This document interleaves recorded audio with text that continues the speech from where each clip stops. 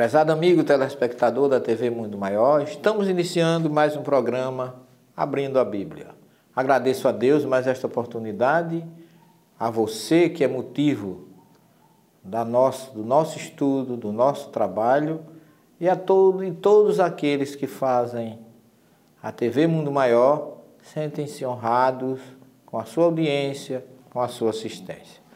Enviem seus e-mails para o e-mail que está aí na telinha, que a equipe da TV Mundo Maior nos remeterá e nós teremos imenso prazer de, junto com você que está nos assistindo, analisar, discutir e apresentar estudos e respostas à luz da ciência, da história, da teologia e da análise espírita dos textos que vocês quiserem nos enviar. Nós temos aqui um e-mail que, aliás, tem nos escrito muito, tem mandado muito e-mail, o nosso amigo Rodrigo Melo, lá de Manaus, a nossa querida Amazonas, lá às margens do Rio Negro. Nós gostaríamos de mandar um abraço pelo nosso querido amigo Alunei Fé, lá de Manaus, que é uma pessoa que nunca mais eu tive notícia do Alunei, mas eu tenho muita admiração por ele, pelos seus trabalhos, pelos seus estudos. Mas o nosso querido amigo Rodrigo Melo, ele nos envia o seguinte e-mail. Olá, irmão Celestino. Este ano de 2009 mal se iniciou e eu já envio ao Senhor, não precisa chamar de Senhor, Rodrigo, a você mesmo, meu segundo e-mail. Estive ouvindo no site da Rádio Boa Nova o estudo sobre o Espírito de Verdade, ser Elias, que por sinal achei muito interessante. Neste início de ano, estou com um projeto de ler toda a Bíblia e tentarei fazê-lo seguindo uma ordem cronológica, estudando bem o contexto histórico e sempre estendendo minhas pesquisas para melhor entendimento, dirimindo minhas dúvidas. Muito bem. Escolha, não leia a Bíblia livro por livro. Antes de você ler cada livro, procure saber quando foi escrito, por quem foi escrito, para quem foi escrito, qual era o objetivo do autor, para que você possa colocá-lo na história e aí você vai entender a mensagem e o objetivo do livro e da mensagem espiritual. Você coloca ainda, bom, tenho a Bíblia de Jerusalém, que sigo como principal referência, e tenho outras referências, como a Bíblia Hebraica, da editora Sefer, eu conheço, o nosso tradutor dessa Bíblia, o Jário Friedin, que toda vez que eu vou lá, que sempre que eu encontro com ele, nós batemos bons papos e tiramos muitas dúvidas com ele. É uma boa tradução, se bem que não tem comentário e foi feito mais especificamente para judeus.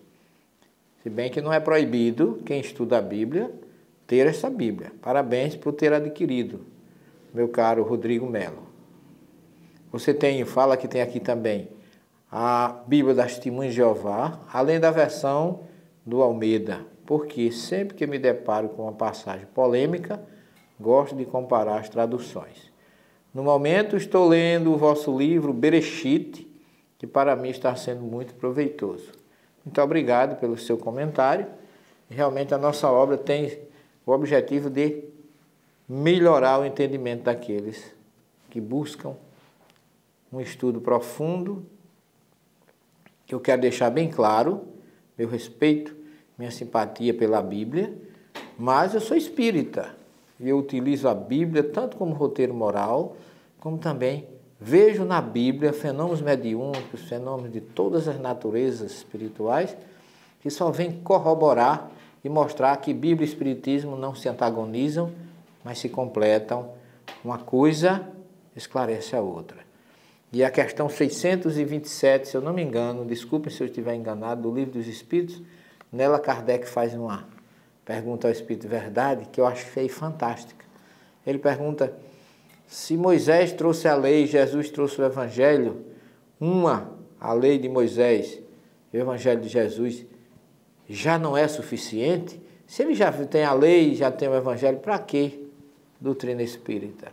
Uma pergunta muito lúcida do Kardec, e o Espírito de Verdade responde da seguinte forma: a mensagem de Jesus tinha sentido figurado, ou oculto, e o Espiritismo veio exatamente levantar o véu, esclarecer, esmiuçar, tornar compreensível para todas as pessoas. Daí porque o Espiritismo não é contrário ao Evangelho e não é contrário a Moisés. Jesus não foi contrário a Moisés, porque ele diz assim: se vocês não ouvem Moisés, como vão ouvir a mim? Ele fala isso no seu Evangelho, queixando-se que muita gente não escutava nem Moisés, como era que iam escutar ele. Emmanuel diz na obra Caminho da Luz que a primeira revelação, segunda revelação e terceira não se antagonizam, mas se completam, e que cada um foi feito à sua época para pessoas específicas, compatível com o seu conhecimento, com a sua evolução, com o seu entendimento. Eu acho essas informações que estão na obra Caminho da Luz importantíssimas para que nós espíritas entendamos que a espiritualidade superior nunca condenou nem condena a Bíblia. Mesmo porque eu não me canso de dizer que a questão 59 do Livro dos Espíritos, está lá Kardec fazendo um comentário e dizendo que a Bíblia não contém erros. Nós nos equivocamos ao interpretá-la. Isso realmente é lucidez. Mas o nosso querido amigo Rodrigo continua. Pois bem, o assunto que aqui me traz é o seguinte: percebo em seus programas, tanto na rádio como na TV, o senhor tem desmistificado algumas aparentes contradições bíblicas e algumas vezes recorre aos originais em hebraico para de lá retirar a verdadeira mensagem. E nesse sentido gostaria de entender a passagem de Lucas 24, 39, que para mim parece uma contradição, ou mesmo um equívoco do escritor bíblico. Gostaria de informá-lo que sou adepto da doutrina espírita. Para finalizar, professor, gostaria de saber a quantas anda seu estudo a respeito de Yahvé e Jesus. Não sei como é que, eu acho que eu já falei alguma coisa sobre esse nosso estudo de Yahvé e Jesus, mas nós vamos a um pequeno intervalo, em seguida retornaremos para responder a pergunta e o e-mail do nosso querido amigo Rodrigo Melo, lá de Manaus. Até já.